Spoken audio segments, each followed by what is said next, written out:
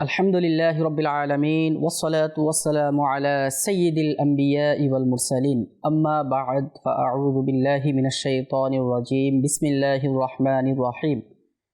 As-salatu wassalamu alayka ya Rasulallah wa ala alika wa ashabika ya Habiballah.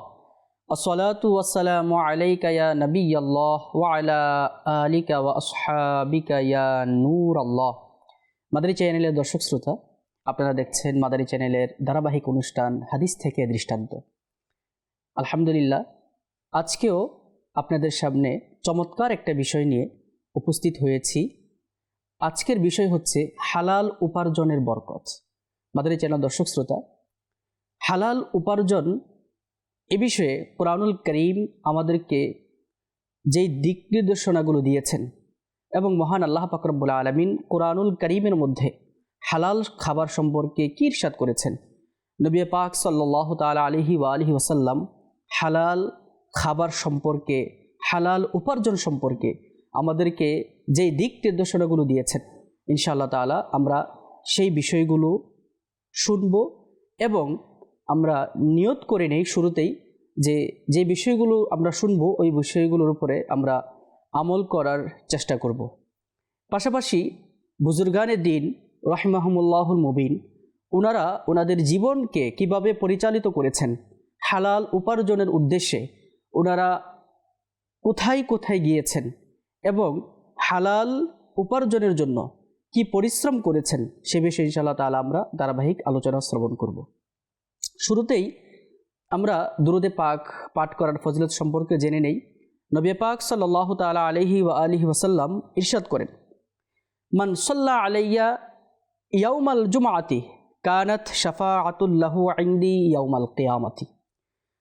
অর্থাৎ যে ব্যক্তি জুমার দিন আমার উপর দুরূদ শরীফ পাঠ করবে, কিয়ামতের দিন আমার শাফাআত তার জন্য থাকবে। অর্থাৎ নবী পাক সাল্লাল্লাহু তাআলা আলাইহি ওয়া সাল্লাম বলেন, কিয়ামতের দিন আমি তার শাফাআত করব। মাদারি চ্যানেলের দর্শক শ্রোতা, আমাদের জীবনে আমরা অনেক জুমা অতিবাহিত করেছি। হয়তোবা অলসতার কারণে আমরা দুরূদে পাক পাঠ করতে পারিনি।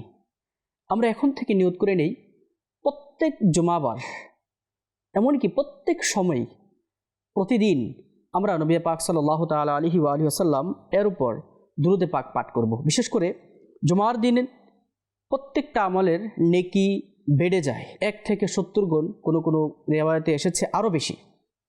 আমরা জুমার দিন বেশি বেশি দুরূদে পাক পাঠ করার নিয়ত করে নেই, কেননা জুমার দিনের অনেক ফজিলত।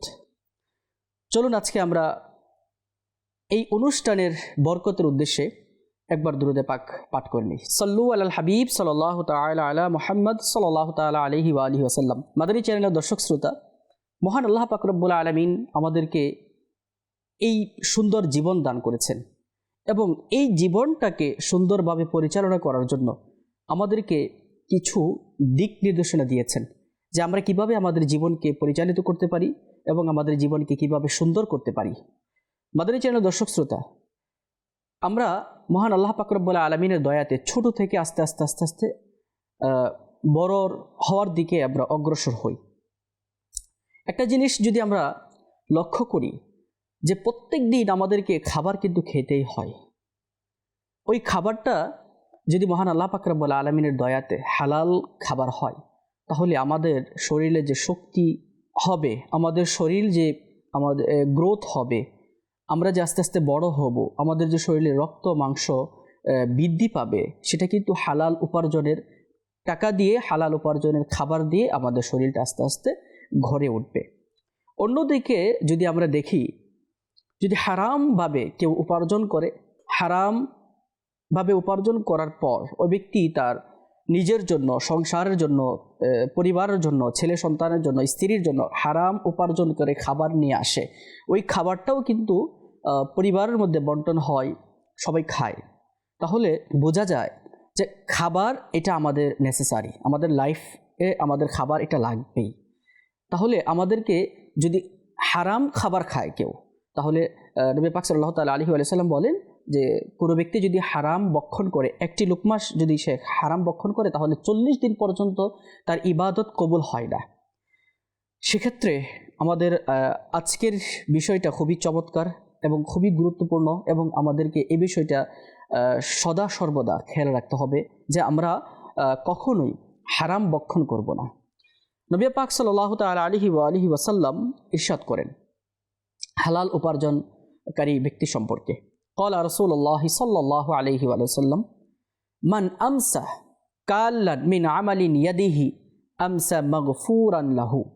অর্থাৎ যে ব্যক্তি নিজের হাতের পরিশ্রমে ক্লান্ত হয়ে সন্ধ্যা করে, সে ক্ষমাপ্রাপ্ত অবস্থায় সন্ধ্যা করল।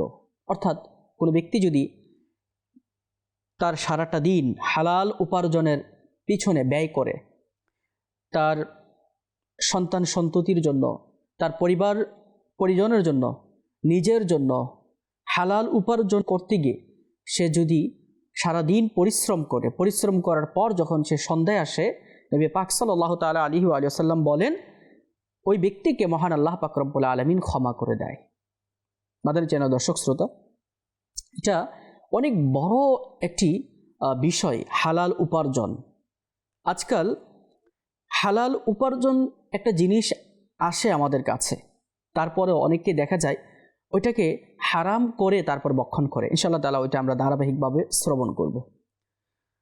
আমরা যেই মাযহাব অনুসরণ করি, হানাফি মাযহাব, ইমাম আজম আবু হানিফা রাহমাতুল্লাহি তাআলা আলাইহি, আমাদের ইমামে আজম আবু হানিফা রাহমাতুল্লাহি তাআলা আলাইহি, উনি হালাল উপার্জনের জন্য ব্যবসা করেছেন, কাপড়ের ব্যবসা করেছেন। উনি যার সাথে ব্যবসা করতেন, একজনের সাথে ব্যবসা করতেন, ওনার নাম ছিল হযরত হাফস বিন আব্দুর রহমান রাহমাতুল্লাহি তাআলা আলাইহি। উনি বলেন হযরত ইমামে আজম আবু হানিফা রাহমাতুল্লাহি তাআলা আলাইহি আমার সাথে ব্যবসা করতেন। আমার নিকট ব্যবসার পণ্য বিক্রি করতে গিয়ে বলতেন, হে হাফস, অমুক কাপড়ে একটু ত্রুটি আছে, তুমি যখন বিক্রি করবে তখন অবশ্যই কাস্টমারকে তুমি এই জিনিসটা বলবে যে এই কাপড়টিতে ত্রুটি আছে, আপনি দেখে তারপর নেবেন। হযরত হাফস রাহমাতুল্লাহি তাআলা আলাইহিকে যখন ইমাম আজম আবু হানিফা রাহমাতুল্লাহি তাআলা আলাইহি এই বিষয়টা বললেন, হযরত হাফস বিন আব্দুর রহমান রাহমাতুল্লাহি তাআলা আলাইহি উনি যেই কাপড়গুলো ইমাম আজম আবু হানিফা রাহমাতুল্লাহি তাআলা আলাইহির কাছ থেকে ক্রয় করেছিলেন, যে ত্রুটিযুক্ত কাপড়টি ছিল, ওই কাপড়টি বিক্রি করার সময় কাস্টমারকে বলার ওনার খেয়াল ছিল না, ওনার স্মরণ ছিল না। ইমাম আজম আবু হানিফা রাহমাতুল্লাহি তাআলা আলাইহি উনি কেমন ইমাম ছিলেন! উনি পরবর্তীতে হযরত হাফস বিন আব্দুর রহমান রাহমাতুল্লাহি তাআলা আলাইহিকে বললেন, একটি কাপড়ে যে ত্রুটি ছিল, বলেছিলাম ওইটা কাস্টমারকে জানিয়ে দেওয়ার জন্য, আপনি কি জানিয়েছিলেন? বলল যে আমার এটা স্মরণ ছিল না, আমি ভুলে না বলেই বিক্রি করে দিয়েছি। হযরতে ইমাম আজম আবু হানিফা রাহমাতুল্লাহি তাআলা আলাইহি, আল্লাহু আকবার, উনি কেমন ছিলেন! উনি ওই চালান থেকে যতগুলো টাকা আসছে সবগুলো টাকা আল্লাহর রাস্তায় উনি সদকা করে দিয়েছেন। অর্থাৎ সন্দেহযুক্ত টাকা উনি নেন নাই, যে একটা কাপড়ের ত্রুটি ছিল, ওই ত্রুটিযুক্ত কাপড়ের টাকা উনি কিভাবে নেবেন! আল্লাহু আকবার। এজন্যই তো মাদানী চ্যানেল দর্শক শ্রোতা, উনি আমাদের ইমাম হয়েছেন, ইমাম আজম আবু হানিফা রাহমাতুল্লাহি তাআলা আলাইহি। কেমন গুণ ছিলেন! আজকালও কাপড়ের ব্যবসা হয়, বিভিন্ন ব্যবসা হয়, এই সততা আছে কি না এটা আমরা সবাই জানি। মাআযাল্লাহ, অনেক সময় দেখা যায় ব্যবসা করতে গিয়ে ত্রুটিযুক্ত পণ্য, এটাকে কাস্টমারের কাছে ভালো দেখানোর উদ্দেশ্যে অনেক সময় নাউজুবিল্লাহ আল্লাহ পাকের উপর মিথ্যা শপথ করে দেয় যে আল্লাহর কসম এটা অনেক ভালো, এটা আমি এত টাকা দিয়ে নিয়ে এসেছি, অথচ সে এত টাকা দিয়ে নিয়ে আসেনি, মিথ্যা শপথ করছে, হালাল ব্যবসার মধ্যে হারাম ঢুকিয়ে দিচ্ছে, মিথ্যাকে সে ঢুকিয়ে দিচ্ছে। এই জন্য আস্তে আস্তে আস্তে আস্তে বরকত উঠে যাচ্ছে। মাদানী চ্যানেল দর্শক শ্রোতা, হালাল উপার্জন এটা মহান আল্লাহ পাক রব্বুল আলামিনের পক্ষ থেকে অনেক বড় একটা দয়া। নবী পাক সাল্লাল্লাহু তাআলা আলাইহি ওয়াসাল্লাম হালাল উপার্জনের জন্য তাগিদ দিয়েছেন এবং ইরশাদ করেছেন, ইতিপূর্বে আমরা হাদিসে পাক থেকে শুনেছি, যে ব্যক্তি সারাদিন পরিশ্রম করে হালাল উপার্জন করে, ওই ব্যক্তি মহান আল্লাহ পাক রব্বুল আলামিনের পক্ষ থেকে ক্ষমাপ্রাপ্ত, অর্থাৎ আল্লাহ পাক রব্বুল আলামিন তাকে ক্ষমা করে দিয়েছেন। মাদানী চ্যানেলের দর্শক শ্রোতা, মহান আল্লাহ পাক রব্বুল আলামিন কুরআনুল কারীমের মধ্যে অসংখ্য জায়গায় হালাল উপার্জনের ব্যাপারে ইরশাদ করেছেন। সূরা মাইদার 88 নং আয়াতে আল্লাহ পাক রব্বুল আলামিন ইরশাদ করেন, ওয়াকুলু মিম্মা রাযাকাকুমুল্লাহু হালালান তাইয়্যিবা ওয়াত্তাকুল্লাহাল্লাযী আনতুম বিহি মুমিনুন।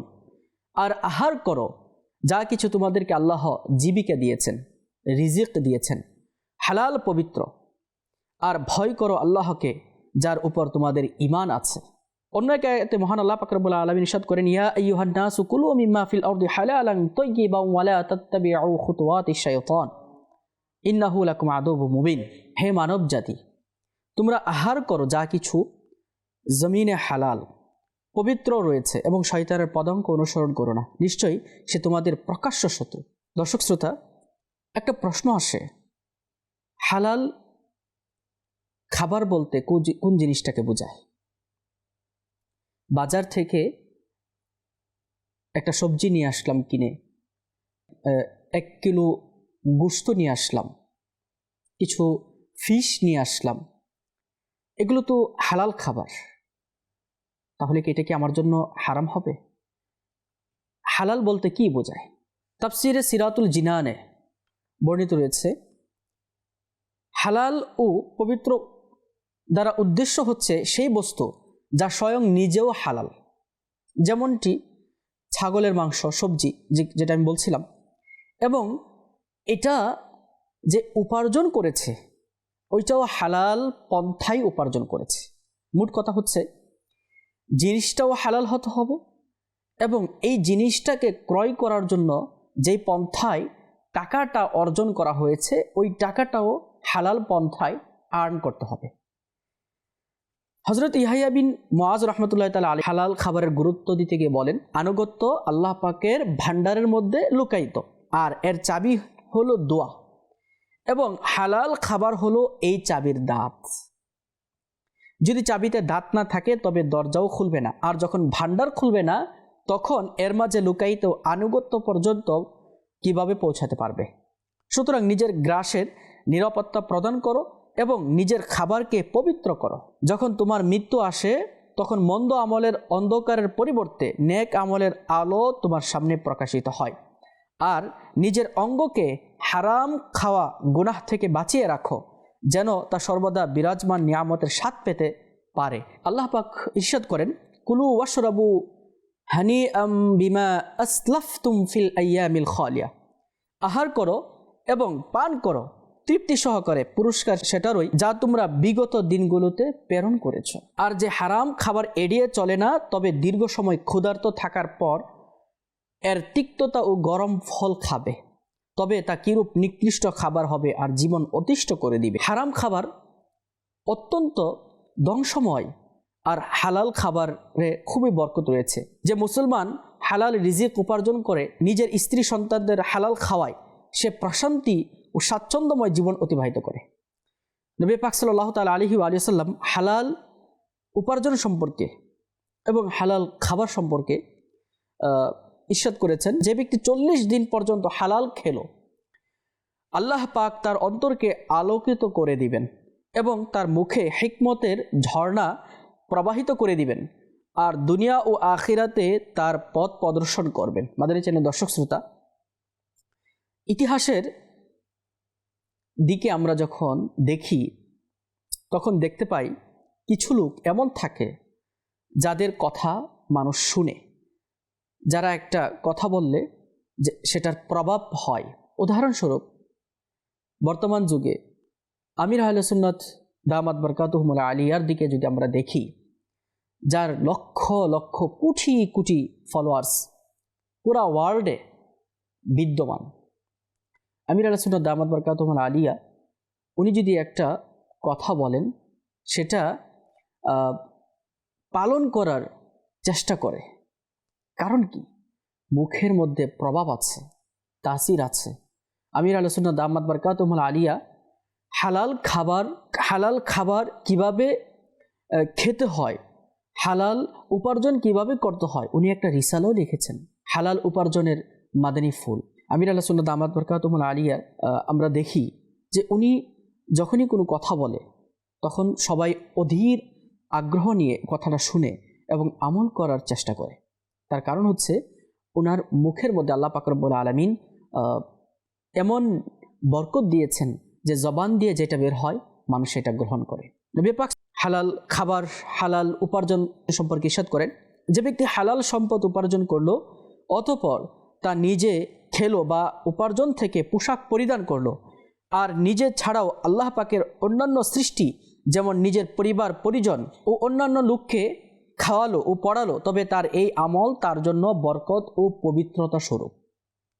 নবী পাক সাল্লাল্লাহু তাআলা আলাইহি ওয়া সাল্লাম হালাল খাবার, হালাল রিজিক সম্পর্কে আরেকটি হাদিসে পাক ইরশাদ করেন, একদিন সাহাবায়ে কেরাম আলাইহিমুর রিদওয়ান ওনারা নবী পাক সাল্লাল্লাহু তাআলা আলাইহি সাল্লামের সাথে উপবিষ্ট ছিলেন।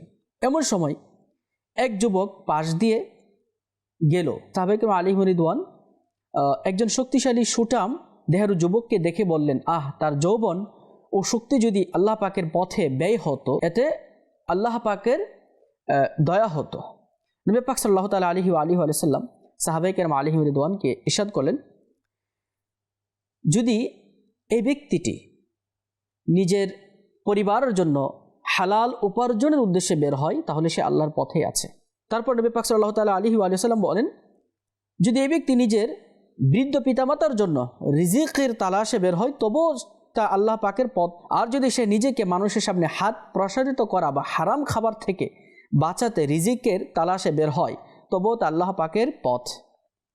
তবে যদি সে লোক দেখানো আর গর্ব করার জন্য বের হয় তবে তা শয়তানের পথ। অর্থাৎ সে যতক্ষণ পরিশ্রম করবে মহান আল্লাহ পাক রব্বুল আলামিনের রহমত বরকত তার উপর থাকবে। হযরত সাদ রাদিয়াল্লাহু তাআলা আনহু নবী করিম সাল্লাল্লাহু তাআলা আলাইহি ওয়া সাল্লামের দরবারে আরজ করলেন, আপনি দোয়া করুন যে আল্লাহ পাক যেন আমার দোয়া কবুল করে নেয়। তখন প্রিয় নবী ইরশাদ করলেন, ইয়া সাদ, নিজের খাবারকে পবিত্র করে নাও, অর্থাৎ হালাল করে নাও, পবিত্র করে নাও, তোমার দোয়া কবুল হতে থাকবে। হযরত ইব্রাহিম বিন আদহাম রাহমাতুল্লাহি তাআলা আলাইহি ওনার ঘটনা আমরা প্রায় শুনে থাকি। হযরত ইব্রাহিম বিন আদহাম রাহমাতুল্লাহি তাআলা আলাইহি উনি জীবিকা অর্জনের জন্য তারসুস নামক একটি শহরে গিয়েছিলেন। উনি বলছেন, যখন আমি সেখানে পৌঁছলাম তখন একজন লোক আমার কাছে আসলো আর আমাকে বলল যে আমার আঙ্গুর বাগান পাহারা দেওয়ার জন্য একজন লোক প্রয়োজন। তখন হযরত ইব্রাহিম বিন আদহাম রাহমাতুল্লাহি তাআলা আলাইহি বলেন, আমি আপনার আঙ্গুর বাগান পাহারা দিব। হযরত ইব্রাহিম বিন আদহাম রাহমাতুল্লাহি তাআলা আলাইহিকে আঙ্গুর বাগানের মালিক তাকে কিছু দিরহামের শর্তে রাখলেন আঙ্গুর বাগান পাহারা দেওয়ার জন্য। কিছুদিন পর ওই মালিক তার কিছু ফ্রেন্ড সার্কেলকে নিয়ে আসলেন এবং এসে হযরত সাইয়্যিদুনা ইব্রাহিম বিন আদহাম রাহমাতুল্লাহি তাআলা আলাইহিকে বললেন যে এই বাগানের মধ্য থেকে সুস্বাদু এবং মিষ্টি কিছু আঙ্গুর আমাদের জন্য নিয়ে আসো, যেটা সবচেয়ে মিষ্টি ওই আঙ্গুরগুলো আমাদের জন্য নিয়ে আসো। হযরত ইব্রাহিম বিন আদহাম রাহমাতুল্লাহি তাআলা আলাইহি অনেকগুলো আঙ্গুর গাছ থেকে পেরে ইব্রাহিম বিন আদহাম রাহমাতুল্লাহি তাআলা আলাইহি তাদের সামনে পরিবেশন করলেন খাবার জন্য। মালিক যখন ওই আঙ্গুরগুলো খাবার খাওয়া শুরু করলো তখন তারা দেখলো আঙ্গুরগুলো টক। ওই মালিক হযরত ইব্রাহিম বিন আদহাম রাহমাতুল্লাহি তাআলা আলাইহিকে লক্ষ্য করে বলল, কত আফসোসের বিষয় যে এতদিন ধরে তুমি এখানে আছো কিন্তু কোন আঙ্গুরগুলো মিষ্টি এবং কোনগুলো তিক্ত সেগুলো তুমি বলতে পারো না, অথচ তুমি কতগুলো আঙ্গুর খেয়েছো এই পর্যন্ত। হযরত ইব্রাহিম বিন আদহাম রাহমাতুল্লাহি তাআলা আলাইহি বলেন, আল্লাহর কসম, আমি আপনার বাগান থেকে একটি আঙ্গুরও কখনো খাইনি, কারণ আমাকে আপনি রেখেছেন আঙ্গুর বাগান পাহারা দেওয়ার জন্য, সুতরাং আমি খাবার অনুমতি পাইনি। তখন ওই লোক যে বাগানের মালিক ছিল সে অবাক হয়ে বলল, এটা কত বড় আশ্চর্যের বিষয় যে একজনের তত্ত্বাবধানে সব কিছু ছিল কিন্তু সে কোনো কিছু খায়নি। তুমি তো ইব্রাহিম বিন আদহামের মতন। কিন্তু ওই মালিক জানতো না এটাই হচ্ছে হযরত ইব্রাহিম বিন আদহাম রহমতুল্লাহ তাআলা আলাইহি, আল্লাহু আকবার। ওনারা নিজেদের খাবারকে হালাল করার জন্য কত চেষ্টা করতেন, অথচ ওনাকে রাখা হয়েছে বাগানকে পাহারা দেওয়ার জন্য, অনুমতিও ছিল, তারপরও উনি একটা আঙ্গুরও খাননি, কারণ ওনাকে সরাসরি অনুমতি দেয়নি। মাদানী চ্যানেল দর্শক শ্রোতা, হালাল পন্থায় উপার্জনের জন্য আমির আহলে সুন্নাত দামাত বারকাতুহুল আলিয়া উনি 50টি মাদানী ফুলও দিয়েছেন। হালাল উপার্জনের 50টি মাদানী ফুল আমরা যাদেরই সম্ভব হয় তারা আমরা চেষ্টা করব যেন ওই মাদানী ফুলগুলো পড়তে পারি, পড়ে নিজের আমল করি। কেননা আমির আহলে সুন্নাত দামাত বারকাতুহুল আলিয়া যেই মাদানী ফুলগুলো দিয়েছেন খুবই গুরুত্বপূর্ণ, এবং আমরা যদি ওটা পাঠ করি তাহলে ইনশাআল্লাহ তাআলা আমরা উপকৃত হব। মাদানী চ্যানেল দর্শক শ্রোতা, আমরা দেখতে দেখতে অনুষ্ঠানের শেষের দিকে চলে এসেছি।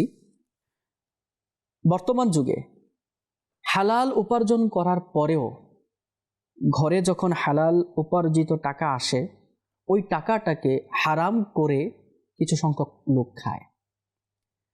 ওটা কিভাবে? সেটা হচ্ছে সে হালাল উপার্জন করে ঘরে নিয়ে আসলো, তারপর এটাকে সুদের উপর দিয়ে দেয়, নাউজুবিল্লাহ, বৃদ্ধি হতে থাকে, সে ওখান থেকে নিয়ে আসে, খেতে থাকে। এটা সম্পূর্ণ হারাম। আপনি কষ্ট করে হালাল উপার্জন করেছেন, ওইটাকে হারাম করে কেন খাবেন আপনি? মহান আল্লাহ পাক রব্বুল আলামিন আমাদেরকে এই সমস্ত কাজ থেকে বিরত থাকার তৌফিক দান করুক। নবীজি সাল্লাল্লাহু তাআলা আলাইহি ওয়া সাল্লাম ইরশাদ করেন, মানুষের মধ্যে একটি যুগ এমনই আসবে, ওই ব্যক্তি ছাড়া কারো দিন নিরাপদ থাকবে না, যে নিজের দিন নিয়ে অর্থাৎ এর নিরাপত্তার জন্য একটি পাহাড় থেকে আরেকটি পাহাড়ে এবং একটি গুহা থেকে আরেকটি গুহার দিকে ছুটবে। ওই সময়ের জীবনযাপন অর্থাৎ রুজি রুটি ইত্যাদি অর্জন আল্লাহ পাককে অসন্তুষ্ট করা ছাড়া হবে না, অর্থাৎ অর্জন করার যে রাস্তা হবে এটা হারাম হবে। যখন এই অবস্থা হবে তখন মানুষ তার স্ত্রী সন্তানের হাতে ধ্বংস হয়ে যাবে। যদি স্ত্রী সন্তান না থাকে তবে পিতামাতার হাতে সে ধ্বংস হবে, আর যদি পিতামাতাও না থাকে তবে আত্মীয় বা প্রতিবেশীর হাতে তার ধ্বংস হবে।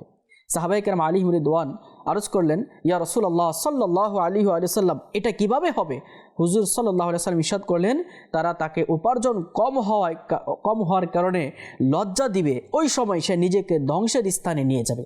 মাদানী চ্যানেল দর্শক শ্রোতা, খুবই গুরুত্বপূর্ণ এই বিষয়টা আমাদের জন্য। আজকে কারোর যদি উপার্জন সোর্স আর্ন করার সোর্স কম থাকে, কম উপার্জন করে, তাহলে তাকে অনেক সময় লাঞ্ছিত হতে হয়, তাকে অপমান করা হয়, যার কারণে সে আস্তে আস্তে হারামের পথে যায়। আমাদের সবাইকে এটার মধ্যে খেয়াল রাখতে হবে। মহান আল্লাহ পাক রব্বুল আলামিন আমাদের সকলকে হালাল খাবার খাওয়ার, হারাম বর্জন করার তৌফিক দান করুক। মাদানী চ্যানেল দর্শক শ্রোতা, দেখতে দেখতে অনুষ্ঠানের শেষের দিকে চলে এসেছি। ইনশাআল্লাহ তাআলা আবারও আপনাদের সামনে নতুন একটা অনুষ্ঠান নিয়ে হাজির হব। ততক্ষণ পর্যন্ত ভালো থাকুন, সুস্থ থাকুন, মাদানী চ্যানেল দেখতে থাকুন। সাল্লু আলাল হাবিব সাল্লাল্লাহু তাআলা আলা মুহাম্মদ সাল্লাল্লাহু তাআলা আলাইহি ওয়া আলিহি ওয়া সাল্লাম।